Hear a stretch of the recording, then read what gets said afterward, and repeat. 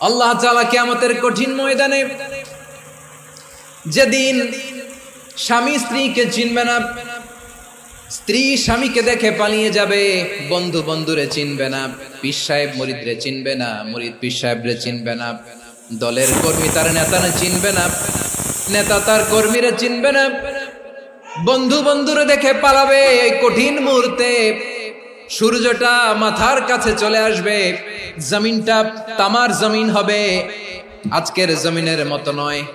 মানুষ ঘর্মাক্ত, ক্লান্ত, শ্রান্ত মাথার মগজগুলো কানের ছিদ্র আর নাকের ছিদ্র দিয়ে বেয়ে বেয়ে পড়বে।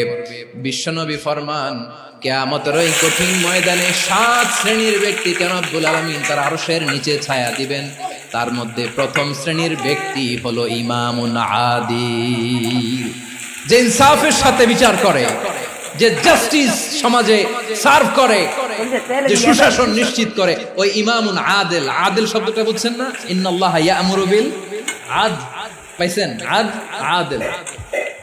7 শ্রেণীর ব্যক্তিকে আল্লাহ তাআলা সুশীতল আরশের নিচে ছায়া দিবেন, যেদিন তার দেয়া ছায়া ছাড়া কোনো ছায়া থাকবে না। এর প্রথম হচ্ছে ইমামুন আদিল, ন্যায়পরায়ণ শাসক। চিল্লায় বলেন সুবহানাল্লাহ।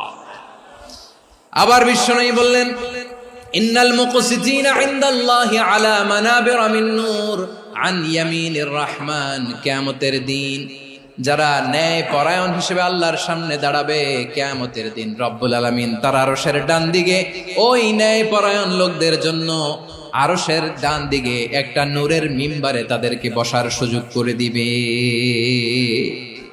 আল্লাহর আরশের ডান দিকে ন্যায় পরায়ণ লোকদের জন্য আল্লাহ তাআলা নূরের মিম্বার বানাবে।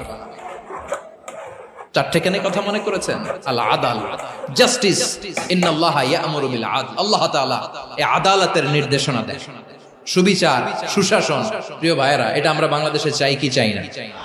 এই যে অরাজকতা, এই যে অন্যায়, এই যে জুলুম, এই যে ইনকনসিস্টেন্সি, সমাজের অসঙ্গতির প্রধান কারণ জাস্টিস নাই, সুবিচার নাই, সুশাসন নাই।